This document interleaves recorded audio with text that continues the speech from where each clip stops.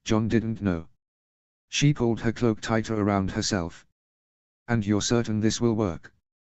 Bran did not look at her as he answered. Yes. If we complete the whole ritual. Ahead of them, Mira was already working, arranging candles in a circular pattern across the floor. A basin sat in the center, its dark surface empty, waiting. She looked up when she saw them. I know your brother wouldn't be happy with me for saying this, but I just want to say, you don't have to do this, she said, but her voice lacked conviction. We do, John said, though it felt like someone else was speaking the words. Mira nodded once, then turned to Bran. It's ready. Bran shifted in his seat, his pale eyes scanning the crypt. The ritual requires stillness. No interruptions. Mira hesitated, looking between John and Daenerys, before nodding. I'll guard the door. She gave them one last glance, then turned and disappeared up the steps, leaving them alone in the flickering torchlight. The silence was suffocating. John swallowed, glancing at Daenerys. Are you ready? Her hand rested lightly on her stomach. She didn't answer right away. But then she lifted her chin, her violet eyes locking with his. No, Daenerys admitted, her voice barely above a whisper. But we have no other choice. John held her tighter, his forehead pressing against hers as if he could anchor them both against the weight of what they were about to do. He could feel her trembling, though whether from fear or grief, he couldn't tell. He was shaking too. Bran sat before them, his expression eerily calm as though he had already seen this moment 1,000 times before. The ritual has 3 parts, he explained, his voice carrying an otherworldly certainty. First, you must accept what you are sacrificing. Then, you must forge the weapon, Lightbringer. And finally, the sacrifice itself. John swallowed hard. Just tell us what to do. Bran's unwavering gaze settled on the ground between them. The first, we must light the candles, he instructed. Without hesitation, they moved swiftly, working in tandem to set each wick alight. The first flame had been kindled by Drogon's fire, its golden glow flickering with a hint of something more, something ancient and powerful. One by one, the candles caught, forming a perfect circle of light around them, their flames dancing like spirits in the dim crypt. Bran observed their work with a solemn nod. Now, step inside, he said. His voice was calm, but there was an unmistakable gravity to his words. John hesitated. The weight of the moment pressed against him like an iron hand on his chest. He turned to Daenerys, searching her face for some sign of doubt, something that would tell him she wasn't ready, that they could still walk away from this. But there was nothing. Only quiet determination. She reached for his hand, her fingers threading tightly through his as if anchoring herself to him. Without hesitation, she stepped forward into the ring of fire. The flames flickered in response, casting elongated shadows on the cold stone walls. John followed her, their joined hands steady despite the weight of what they were about to do. Bran, his expression unreadable, lifted a bundle wrapped in thick brown cloth from his lap. He cradled it carefully before extending it beyond the burning circle, offering it to John. This, Bran said, unwrapping the fabric to reveal a pale, gnarled branch, is a piece of the oldest weirwood tree beyond the wall. It has seen thousands of years and holds the power of the old gods. It will serve as the vessel. John accepted the branch with reverence, feeling its smooth, cold bark beneath his fingertips. The weirwood seemed almost alive, humming faintly, as though it recognized the bloodline of the man holding it. Bran continued, his voice steady and firm. Now, take the dragon glass and let your blood fall upon the branch. Both of you. John took the obsidian blade from Bran and turned to Daenerys, his eyes searching hers for hesitation. There was none. He exhaled slowly, then pressed the sharp edge against her palm. A thin crimson line blossomed across her pale skin. She flinched but remained silent, quickly turning her hand over to let the blood drip onto the white wood. The red droplets spread, sinking into the branch like ink on parchment. Without pause, she took the blade from his hand, her touch lingering for a fraction of a second. Then, she pressed it to his palm and pulled the blade across his skin. His blood, as dark as hers, mingled with it, staining the weirwood with their shared sacrifice. Bran watched, his expression unreadable. Now he commanded, close your eyes. And let it show you. Jon and Daenerys obeyed, their fingers still entwined, their breathing in sync. As their eyelids fluttered shut, the air around them seemed to shift. The flames crackled louder, the very ground beneath their feet seemed to pulse, and then darkness swallowed them whole. For a moment, there was nothing, no sound, no light, just an endless void pressing in on all sides. And then, as suddenly as it had overtaken them, the darkness lifted. They stood in a vast desert, but the air was sharp and frigid, the ground hard packed with frost-bitten earth, and above them stretched a sky of endless grey. There was no sun, no stars, only an eerie stillness that made the hair on Jon's arms stand on end. A gust of wind stirred the sand at their feet, and in the distance, barely visible through the haze, stood a small hut. It was simple, its walls made of stone and wood, smoke curling from a thin chimney as if someone had just stoked a fire inside. Jon turned to Daenerys, her silver hair wild in the wind, her violet eyes scanning the horizon with cautious curiosity. He reached for her hand, their fingers clasping as if to anchor each other in the unknown. Without a word, they started toward the dwelling, the crunch of their boots on frozen earth the only sound in the silence. As they neared, Jon could see the door was slightly ajar, swinging lazily in the breeze. He pushed it open, ducking inside first, his body instinctively stepping in front of Daenerys as his hand hovered near his belt for a weapon that wasn't there. Inside, warmth embraced them, the scent of burning wood and something faintly familiar, lavender and sage, lingering in the air. It was small but lived in. A sturdy table with 3 chairs, 2 simple beds pushed against the far wall, heavy furs draped over them. A few scattered belongings told the story of a home. Daenerys tapped him on the shoulder.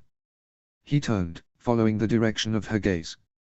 Against the wall, propped carefully as if it had been placed there with intent, stood a sword. Its Valyrian steel shimmered in the dim light, the rippling patterns of the metal almost alive. But it was the hilt that made Jon's breath catch. A wolf's head, carved in intricate detail, its eyes dark and knowing. He stepped closer, reaching out with careful fingers to brush against the pommel. The weight of it, even untouched, felt familiar, like an extension of himself. Jon, Daenerys murmured, her voice quiet but certain. Jon's heart skipped a beat as the weight of the moment pressed down on him. The sword, the hut, the strange, haunting familiarity, it was all too much, too uncanny to be anything but a glimpse into a future that seemed impossibly close, and yet, so distant. He turned to Daenerys, his mouth dry, the truth slowly dawning on him like a bitter winter storm. "I think we live here," he whispered, his voice tight, barely audible.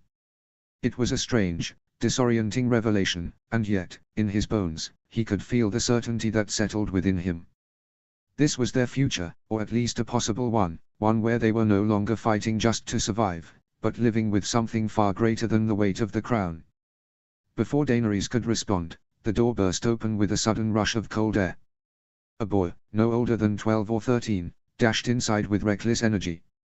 Jon instinctively stepped back, his hand moving protectively toward Daenerys, but the boy didn't even seem to notice them. He was tall for his age, with dark brown hair and eyes that glinted with the same violet hue that Jon had come to recognize as belonging to Daenerys. And then, it hit him, a sharp, undeniable truth. This boy, with his wild energy and unmistakable gaze, was their son. Their child. "Mama!" The boy called, his voice laced with an innocence that Jon had never imagined hearing directed at them. He threw a bag of wood onto the floor with a loud thud, his movements quick and erratic. Jon's breath caught as Daenerys squeezed his arm, her grip tightening as she looked at the boy, her expression torn between disbelief and longing. "Mama!"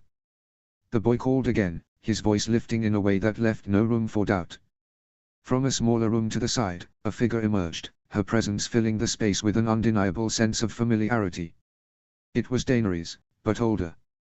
Her silver hair was braided up in a tight bun, her face more worn, though still radiant. She wore a thick coat, its heavy fabric suggesting a life that had been lived through hardship and survival. She was clearly at least 10 years older than the woman who stood beside Jon, but there was no mistaking it, this was her. Her future self. The woman who had raised the child they now saw before them. For a long moment, neither Jon nor Daenerys moved, the weight of what they were witnessing hanging in the air like a fragile thread, ready to snap. The older Daenerys smiled warmly at the boy, her expression softening with maternal affection. As she moved toward him, Her voice carried the warmth of a loving mother, but there was a playful edge to it. "You're back already?" she asked, her tone light, as though this was an everyday occurrence. The boy, with his wild energy and mischievous smile, immediately rushed to her. His arms wrapped around her waist in a brief but earnest embrace, his head tucked against her stomach. "I couldn't find enough drywood," he explained, his eyes gleaming with youthful defiance. "But I'll make it work, Mama." Her hands instinctively settled on his shoulders. The warmth of the fire flickered in the corner of the room, casting shadows that danced like fleeting memories.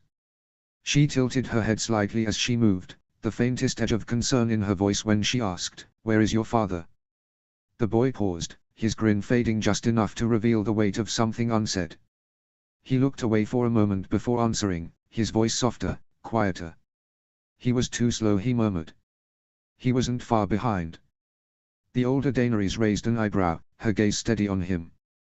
"Daeron," she said, a hint of admonishment in her tone, as if she had anticipated his answer but didn't like hearing it nonetheless. Jon couldn't help but murmur the boy's name to himself, almost as if he were trying to wrap his mind around it. "Daeron." But before Jon could speak further, the boy lifted his gaze to meet his mother's, and his lips parted.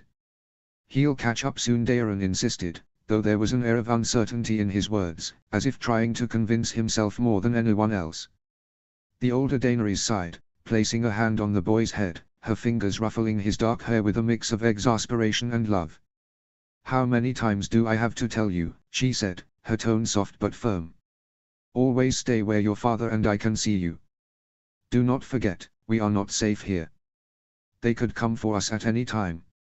Daeron's brow furrowed, but he nodded, his defiance replaced by a quiet understanding. "I know, Mama," he said, his voice quiet, subdued by the weight of his mother's warning. He was still a child, but in his gaze was something deeper, a maturity that had come too soon for someone his age. Jon's heart clenched at the sight. This was their son, their legacy. They had come to this place, this moment, in spite of everything, the darkness, the battles, the pain. And here, in this small, quiet room, their future was taking shape in the form of a boy who would one day lead, protect, and carry the hopes of a broken world. The older Daenerys, her expression soft but tinged with the wisdom of years, nodded at her son's quiet understanding. She reached out, her fingers brushing Daeron's cheek with a tenderness that seemed to hold both love and an unspoken strength.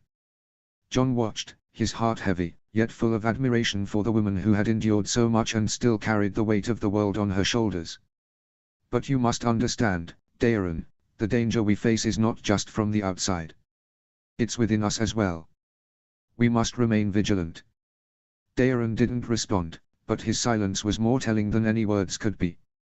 He was her son, and though he was still young, he understood the weight of the world pressing down on them. His eyes lingered on the flames, the warmth of the fire almost a comfort as he sought reassurance in its flickering dance. There was a quiet strength in him, a reflection of his parents' resolve, though it had not yet fully bloomed. Just as the silence stretched between them, the door to the hut creaked open. A man stepped through, his beard thick and dark, his hair long, his face marked by time. He was older, worn by years of hardship, but there was no mistaking him. The familiar warmth in his eyes was unmistakable. "Daeron." The older Jon called, his voice booming with a father's frustration. "How many times?"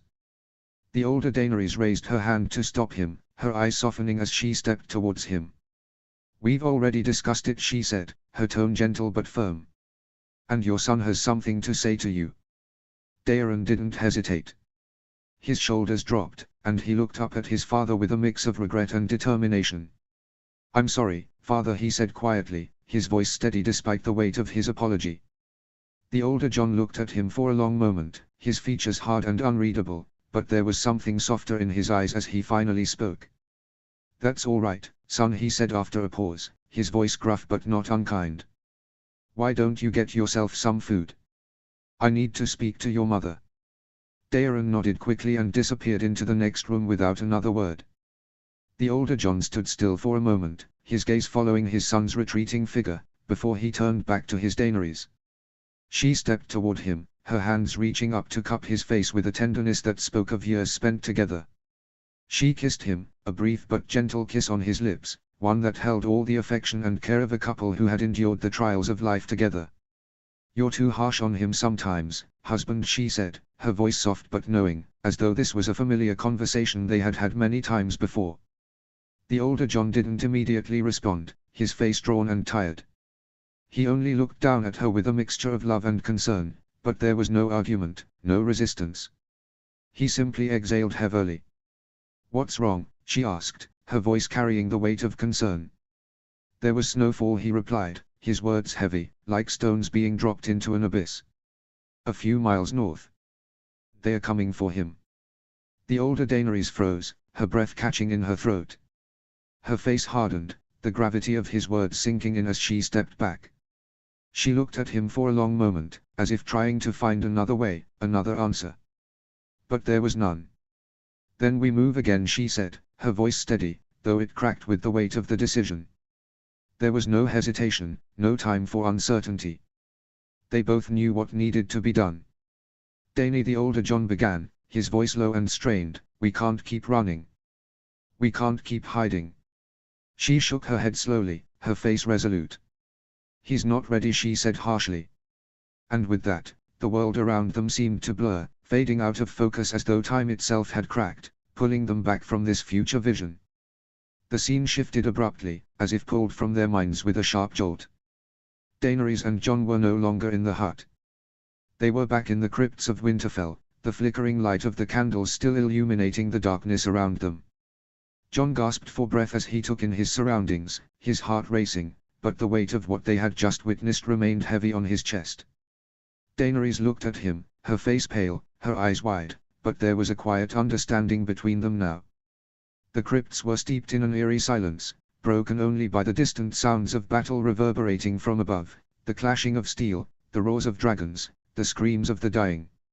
Yet down here, beneath the earth, all felt still, as if time itself had paused to let them absorb what they had seen.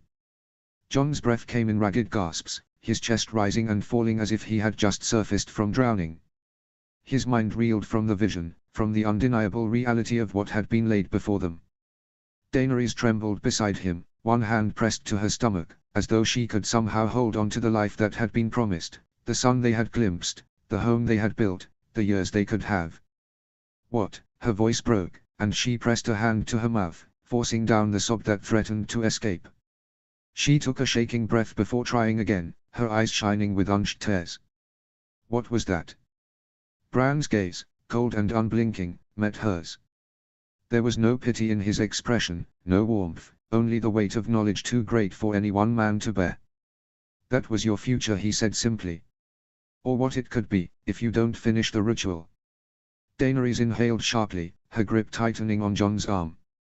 She felt unsteady, like the ground beneath her feet had been ripped away. "Our son," Jon said, his voice hoarse, barely above a whisper. Bran nodded, his voice as detached as ever. "He would grow into a strong, kind, and clever young man. Brave like his father, unyielding like his mother." There was something almost wistful in his tone, though his face betrayed no emotion. "You would have been happy." Daenerys turned her face away, her breath coming in short, uneven gasps. She had never dared to hope for happiness, not truly. Not beyond momentary victories. And now she had seen it, held it, if only for a moment, only to have it yanked away. "Why would you show us this?" she asked, her voice raw with anguish. "Why let us see what we'll lose?" Bran did not waver. "Because you must understand what you are sacrificing." His words struck like a blade. The weight of them settled deep into her bones, into the very essence of her being. It wasn't enough to simply perform the ritual, to go through the motions of loss without feeling its gravity. They had to know.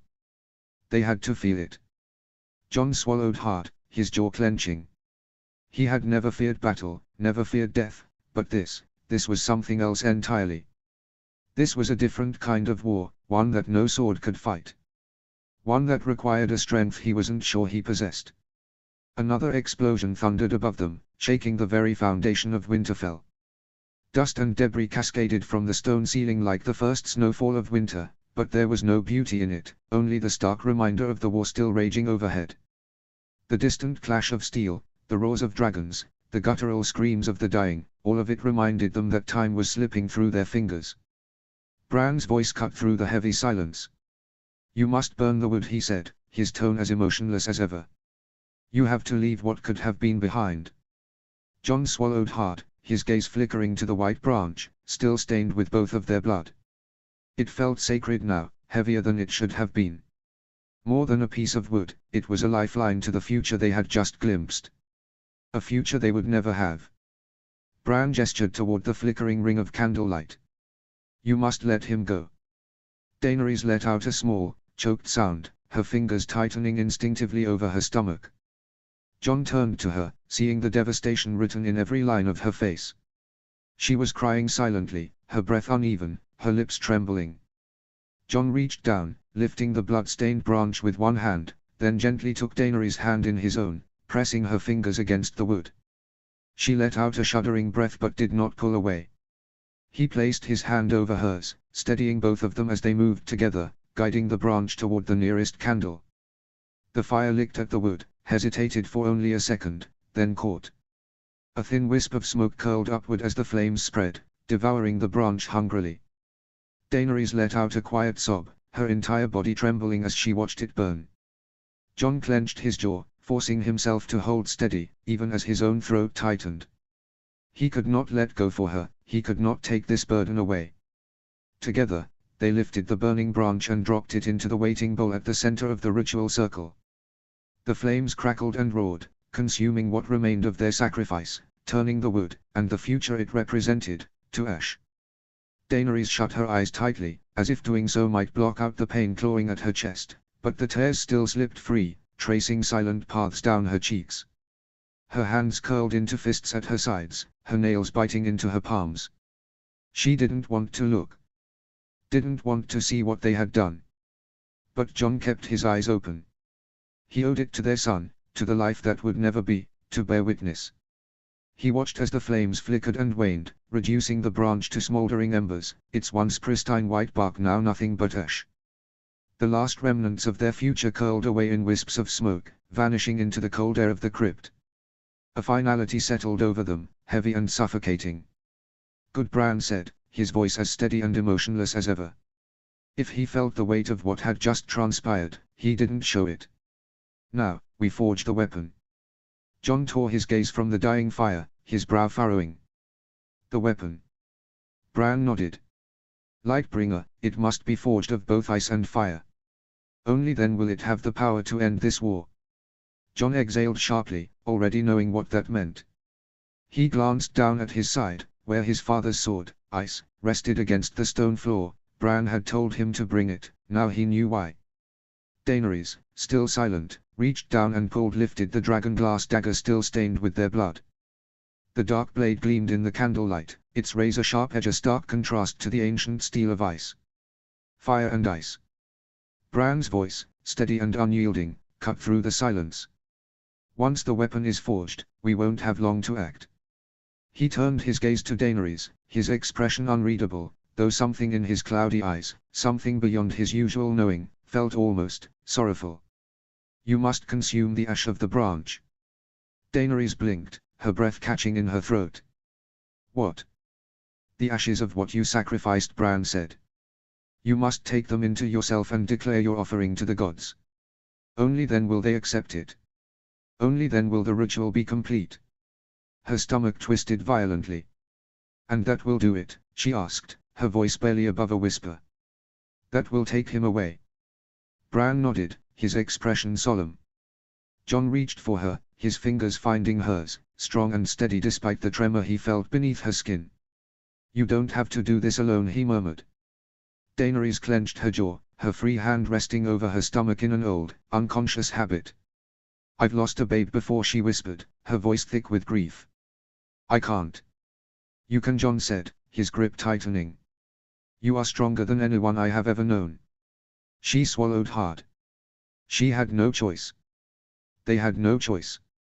"We must do it," Bran said, his tone leaving no room for argument. Jon exhaled sharply, trying to focus.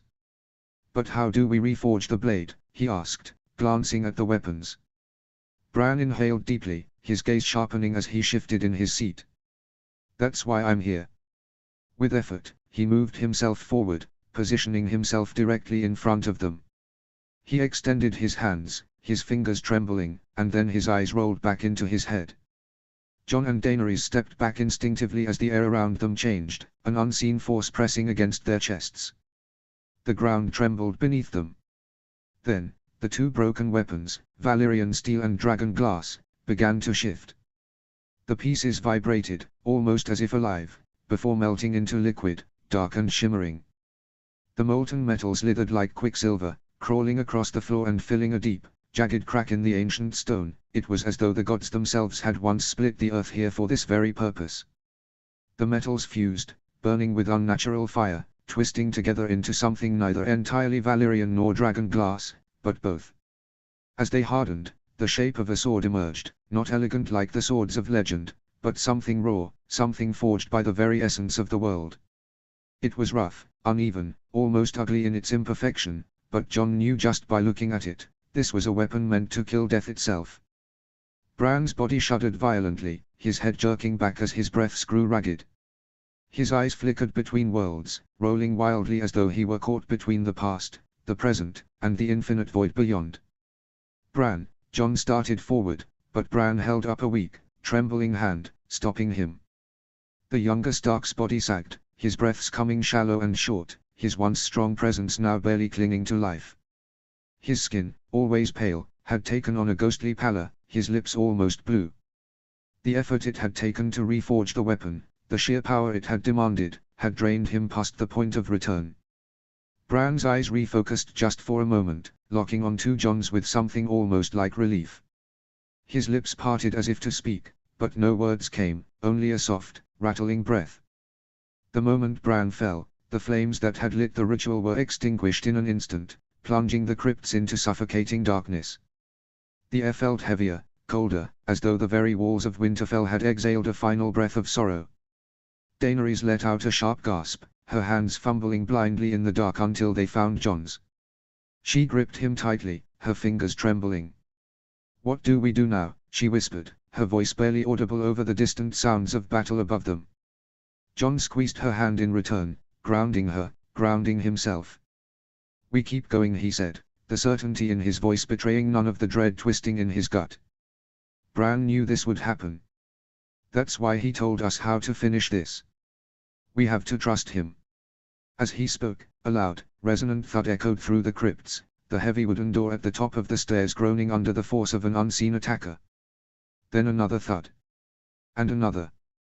The sound was relentless, a hammering that sent dust trickling from the stone ceiling above them.